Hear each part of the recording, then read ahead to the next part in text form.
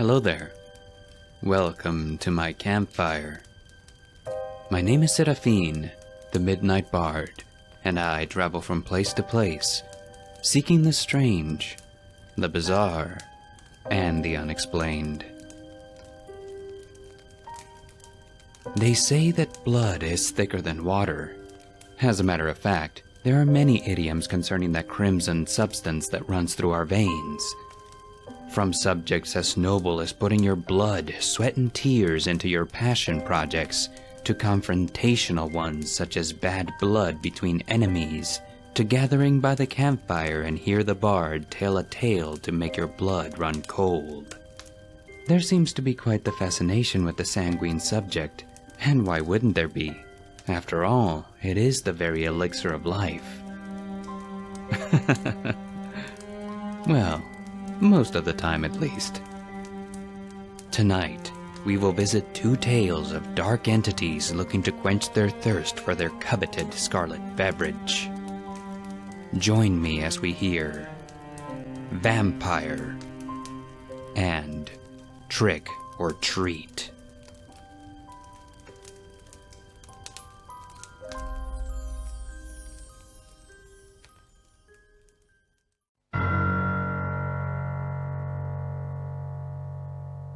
They call me the Vampire.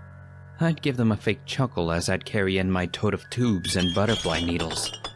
"I want to take your blood," they'd say, shoulders hunched, arms raised above their heads. They'd laugh, the patients would laugh, and I'd tie a tourniquet around the patient's arm. I'd smile and shake my head. I know it was harmless and cut the tension, but it annoyed me. The patients already didn't like me. No one was ever excited to have their blood drawn. Did the staff really have to compare me to a monster? I suspected they joked about it in private as well. I mean, it was kind of accurate. I had the look. Dark hair, tall, thin, pasty skin, and a mandated black uniform. I also worked nights. One night, I had to draw an old demented lady. As soon as she saw me, she began screeching, "Vampire!" Staff had to hold her down as she chanted prayers. They stifled giggles. I was humiliated. I stormed into the break room and collapsed into a chair. I then realized I still had a tube of the woman's blood in my pocket. I couldn't tell you why, but I popped the top off and threw its contents down my throat. I don't know what disgusted me more, the fact that I had done it or the fact that I enjoyed it. It became a weird addiction. Soon, I was drawing an extra tube of blood off every patient. It helped. I could tune out their stupid jokes. All I cared about was getting the blood. I couldn't concentrate on anything until I drank. I'd go through the motions, then rush to hidden places to have a drink. The fresher it was, the better. The night I decided to go full vampire was pretty impulsive. I walked into the room of a comatose man and knew this was my chance. I sterilized the area, drew his blood, then brought the crook of his arm up to my mouth. His hot, metallic blood sprayed down my throat as I pulled the tourniquet tighter. It was almost orgasmic. My eyes rolled and I felt weak. Suddenly, there was a knock on the door. I threw the arm down and pulled up my mask as a nurse walked in. "What are you doing?" she asked, definitely sensing that she had startled me. "Sorry, just getting blood. I'm a bit jumpy in here. It's too quiet," I answered while gesturing to the man. The nurse pulled out a notepad and started jotting down vital signs. She nodded and replied, "It is quiet.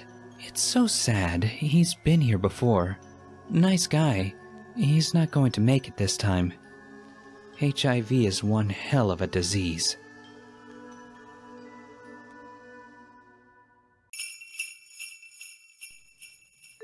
Hello there, friends. Before we continue on to the next story, be sure to strike the like and subscribe button if you haven't done so already, and be sure to stop by the comments section and tell me what your holiday wish is. I wish that each and every one of you will have a wonderful 2022. Thanks for stopping by. Now on to the next story.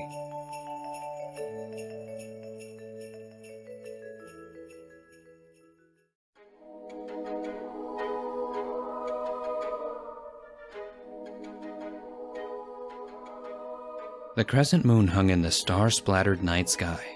Not a cloud could be seen as the people on the street walked around. It was full of children in costumes, and some adults wore them as well.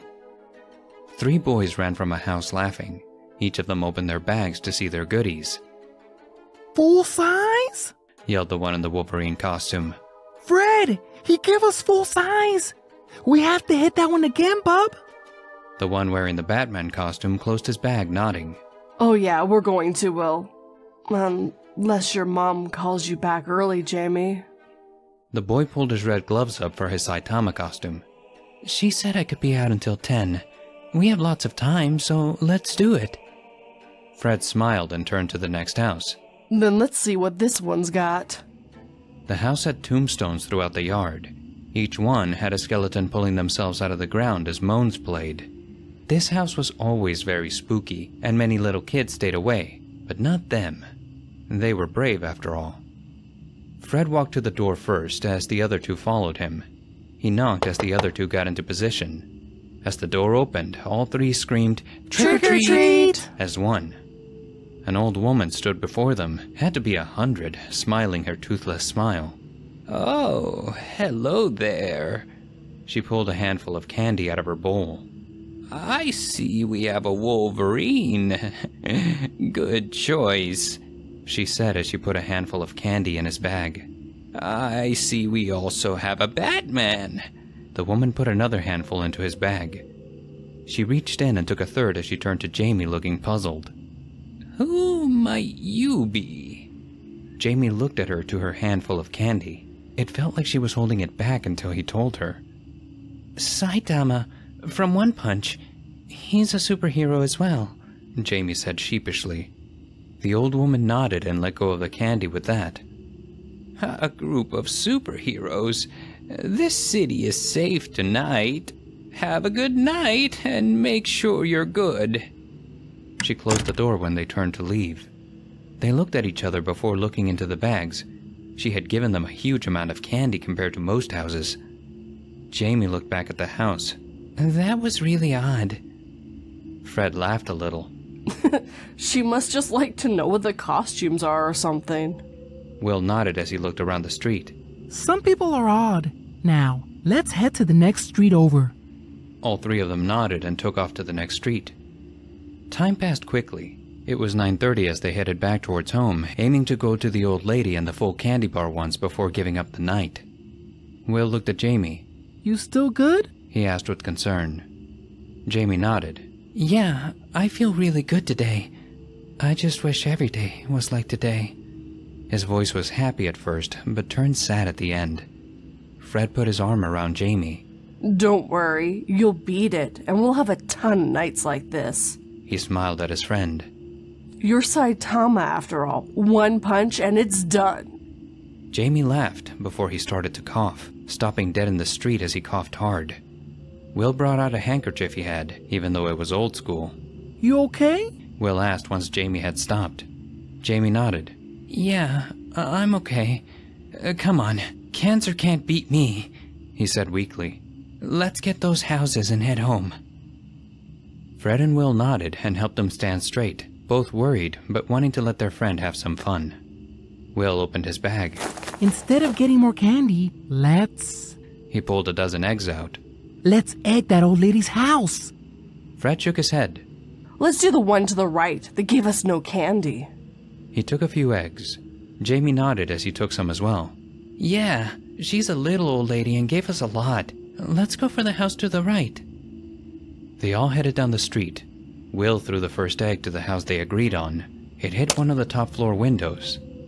Fred threw the next one and it hit the house. Jamie joined in but hit the grass. The guys all laughed and kept throwing till they were out, the last one hitting the front door before they took off down the road. Once they were around the corner and out of sight of the house, they went back to walking. They got to Jamie's house first, making sure he was good. They got there a few minutes after 10, but his mother wasn't mad. "Thank you, Fred and Will. Happy Halloween!" She waved at them before closing the door. Fred and Will headed to Fred's house for their sleepover. Jamie was supposed to join, but with his health, his mother didn't like him away from home too long. The two boys stayed up late, checking their candy before eating a bunch, passing out before midnight in Fred's room. A creak in the room made Fred open his eyes. He checked his phone for the time. 12:45 it read. He groaned, not feeling great from all the candy. He went to roll over when he heard another creak from his window. He looked over Will's sleeping body, or he should have. Will was not there. Maybe he went to use the washroom? Fred thought. He looked to the window that was open, his curtains moving slowly as the moon shone on them. He rubbed his eyes, trying to clear them. Another creak filled the air. This time when he looked, he could see a figure close to him, standing over him. Before he could even scream, everything went black.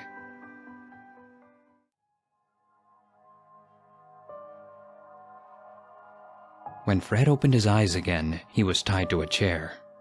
He looked to his right and he saw Jamie and Will tied up with him, both still asleep.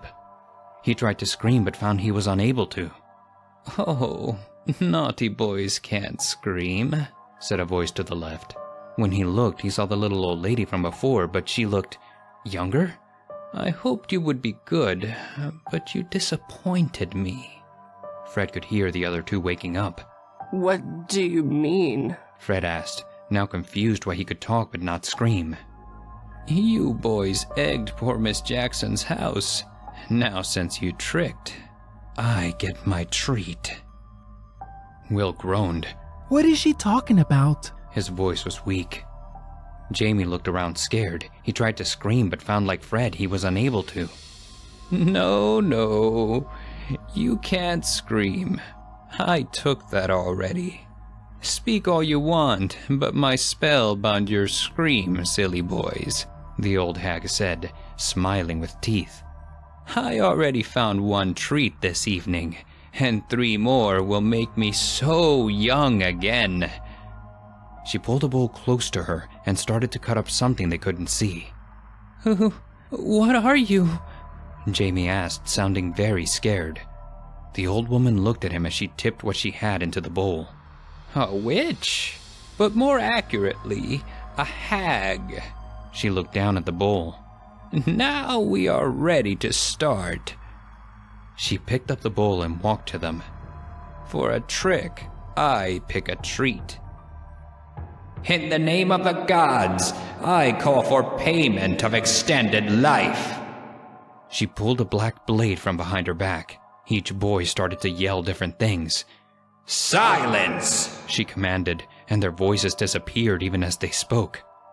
I take the blood, she continued on, her knife cutting Fred's hand and letting his blood run into the green liquid in the bowl.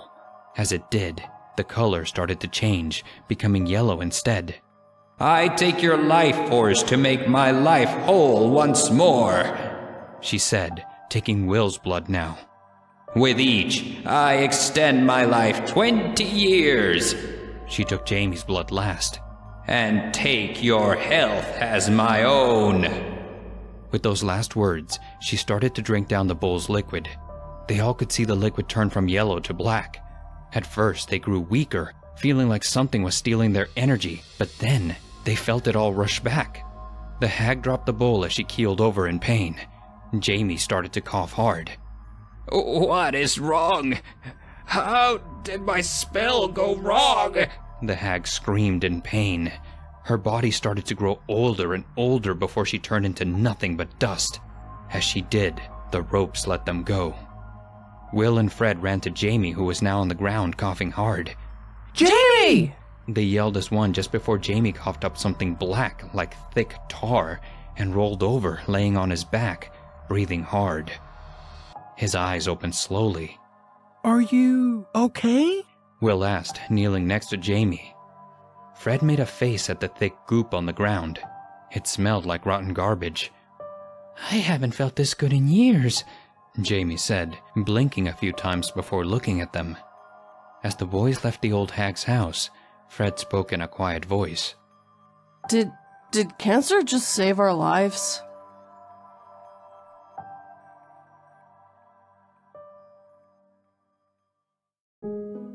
Thank you for tuning in to this week's story, Campfire Gang. Please remember to strike the like and sub buttons, and check out the author's links in the description below. If you like my content and would like to help support the channel, you can check out my Patreon, like these fireside friends. Also, your friend the Bard is now a published audiobook narrator. Follow the link in the description to get a copy of my first audiobook project. It's a great story, and it helps support the channel. Take care, friends. I look forward to meeting you again by the light of the campfire.